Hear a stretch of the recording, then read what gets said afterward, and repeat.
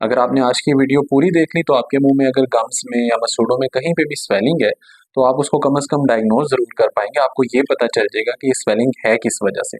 तो आज की वीडियो में मैं उन सारी कॉजेज के बारे में बात करूंगा कि जिनकी वजह से हमारे गम्स में या मसूड़ों में सोजिश या स्वेलिंग हो सकती है, मसूड़े फूल सकते हैं। इसके ट्रीटमेंट के बारे में फिर एक अलग वीडियो बनाऊंगा क्योंकि ये काफी लंबा टॉपिक है। जो सबसे पहली कॉज है वो होती है कि हमारा जो दांत है उसके अंदर इन्फेक्शन हुआ है। सबसे पहले उसमें कीड़ा लगा है, फिर दांत में इन्फेक्शन बना है और वो इन्फेक्शन जब दांत की रूट से नीचे निकलकर गम्स में और बोन्स में आया तो वहां पे स्वेलिंग होना शुरू हो गई है, जिसको हम बोलते हैं डेंटल एब्सेस। तो सबसे पहले तो दांत के अंदर इन्फेक्शन होना और उसकी वजह से फिर स्वेलिंग होना, ये कॉज होती है। फिर एक बहुत ही कॉमन सिनेरियो होता है जो कि 18 साल से 25 साल की उम्र के जो लोग होते हैं उनके अंदर ये होता है, जो कि उनके थर्ड मोलर्स के अराउंड होता है। मोस्टली लोअर थर्ड मोलर्स या लोअर विजडम टीथ में ये प्रॉब्लम आता है। इसको हम पेरिक्रोनाइटिस बोलते हैं। इसके अंदर ये होता है कि जो हमारा जो लोअर विजडम टूथ होता है वो पूरी तरह से इरप्ट नहीं हुआ होता, पूरी तरह से मुंह में नहीं आया होता। उसकी वजह से हमारा जो विजडम टूथ है वो आधा मुंह में आया होता है और आधे विजडम टूथ के ऊपर एक गम का एक थोड़ा सा पोर्शन आ जाता है। तो उस गम के पोर्शन और दांत के बीच में एक ऐसा एरिया बन जाता है जहाँ पे फूड इन्फेक्शन हो सकती है या खाना फंसने लग जाता है।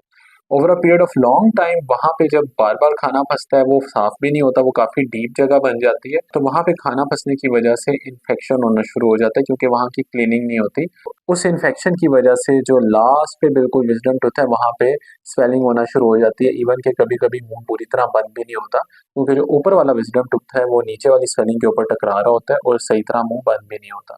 तो एक ये कॉज भी है जो कि मोस्टली टीन्स में और अर्ली ट्वेंटीज इवन के लेट ट्वेंटीज में भी ये प्रॉब्लम आ सकता है। फिर कुछ ऐसे इन्फेक्शंस होते हैं जो वायरसेस की वजह से होते हैं। फॉर एग्जांपल अगर कोई पेशेंट है जिसको हर्पस सिम्प्लेक्स वायरस का इन्फेक्शन हुआ है, उसके अंदर भी वो वायरस भी गम्स को इफेक्ट करता है और गम्स के अंदर स्वेलिंग हो जाती है। इसी तरह कुछ फंगल इन्फेक्शंस होते हैं, फॉर एग्जांपल कैंडिडियासिस। ये एक ऐसा फंगल इन्फेक्शन है और गम्स फूल जाते हैं और गम्स में स्वेलिंग हो जाती है। फिर कुछ इन्फ्लेमेटरी कॉजेज आती हैं जिसके अंदर नंबर 1 पे है जिंजिवाइटिस। ये बहुत कॉमन है। फॉर एग्जाम्पल जो लोग regular dental scaling and polishing नहीं कराते उनके गम्स के अराउंड काफी ज्यादा प्लैक एंड कैल्कुलस डिपॉजिट्स बन जाते हैं। उन प्लैक एंड कैल्कुलस डिपॉजिट्स में फिर बैक्टीरियाज ग्रो करना शुरू कर जाते हैं और क्योंकि ये गम्स में हर तरफ होता है तो मोस्टली ये सारे गम्स को इफेक्ट करता है और गम्स स्वेल कर जाते हैं। फिर एक चीज का आपने और ध्यान रखना है, इन्फ्लेमेटरी कॉजेज में एलर्जिक रिएक्शन ये बहुत बड़ी कॉज है। फॉर एग्जाम्पल अगर आप ये देखें, अगर आपके गम्स बिना वजह स्वेल कर रहे हैं तो आप ये सोचेंगे कहीं आपने अपना कोई टूथपेस्ट तो नहीं चेंज किया या माउथ वॉश कोई ऐसा तो नहीं यूज किया, क्योंकि कभी कभी टूथपेस्ट और माउथ वॉशेस सूट नहीं करते और बहुत से लोगों के गम्स उनको एलर्जिक होते हैं।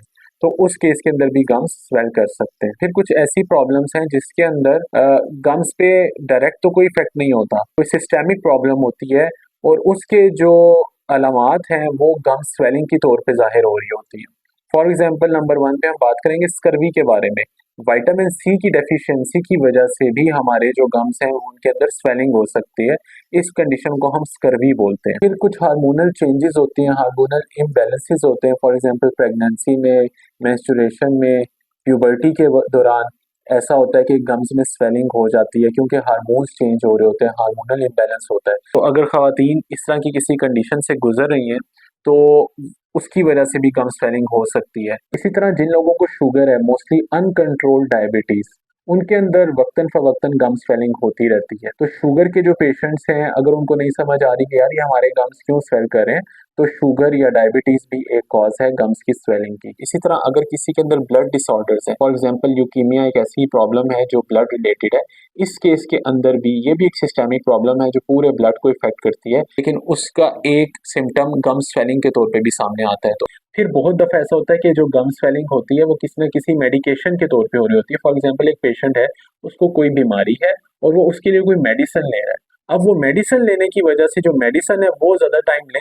तो वो गम्स के ऊपर इफेक्ट करती है और उसकी वजह से गम स्वेलिंग हो सकती है। फॉर एग्जांपल जिन लोगों को सीजर्स होते हैं या मिर्गी का दौरा जिसको कहते हैं वो पड़ते हैं, तो वो लोग फेनिटॉइन यूज करते हैं। मोस्टली उनको फेनिटॉइन प्रिस्क्राइब की जाती है। तो फेनिटॉइन लेने से उनके सीजर्स या जो उनको मिर्गी है वो तो खत्म होना शुरू हो जाती है, लेकिन लॉन्ग टर्म इफेक्ट फेनिटॉइन का गम्स पे आता है कि गम्स में काफी ज्यादा स्वेलिंग होना शुरू हो जाती है। तो एक कॉज ये है। इसी तरह एक कॉज है साइक्लोस्पोरिन। जिन लोगों का ऑर्गन ट्रांसप्लांट हुआ होता है या ऑटो इम्यून डिसऑर्डर्स होते हैं उसके अंदर साइक्लोस्पोरिन दी जाती है।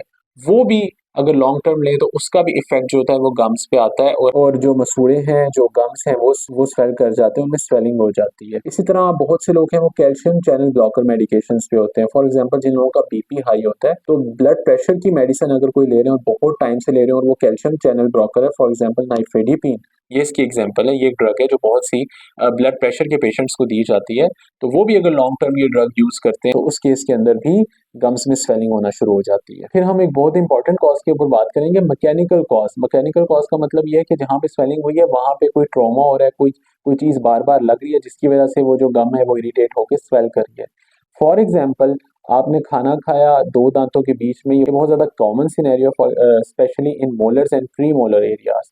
जब हम अपने पिछले दांतों से खाना खाते हैं तो कभी कभी दो दांतों के बीच में खाना फंसा रह जाता है, और वो फंस तो जाता है लेकिन निकलना बहुत मुश्किल होता है। तो वहां पे जो फंसा हुआ खाना है वहां पे फिर इन्फ्लेमेशन होना शुरू हो जाती है, इवन कि इन्फेक्शन भी हो सकता है, जिसकी वजह से वहां पे गम स्वेल कर जाता है या गम में स्वेलिंग हो जाती है। इसी तरह जो लोग बहुत जोर से ब्रश करते हैं या फ्लॉस करते हैं वो अपने गम्स को बहुत ज्यादा ट्रॉमा देते हैं, जख्मी कर देते हैं, उसकी वजह से भी वहां पे गम स्वेलिंग हो सकती है। इसी तरह बहुत से लोग हैं जो ऑर्थो ट्रीटमेंट करा रहे होते हैं या ब्रेसेस जिन्होंने लगाए होते हैं अपने दांत सीधा करने के लिए, तो उसके अंदर मुंह में काफी चीजें लगती हैं। फॉर एग्जाम्पल मोलर्स पे मोलर बैंड्स लगते हैं, हमारे हर दांत के ऊपर ब्रैकेट्स लगते हैं, वायर्स लगती हैं। तो कभी कभी वो जो मोलर बैंड्स होते हैं वो मोलर्स के ऊपर लगने के साथ साथ गम्स में भी खुप जाते हैं, जिसकी वजह से गम्स में इम्पिंच कर जाते हैं और गम्स जो है वहां पे स्वेलिंग होना शुरू हो जाती है। तो ये भी कॉज हो सकती है उन लोगों के लिए वो लोग जो ब्रेसेस का ट्रीटमेंट करा रहे हैं या जो अपने दांत सीधे करवा रहे हैं।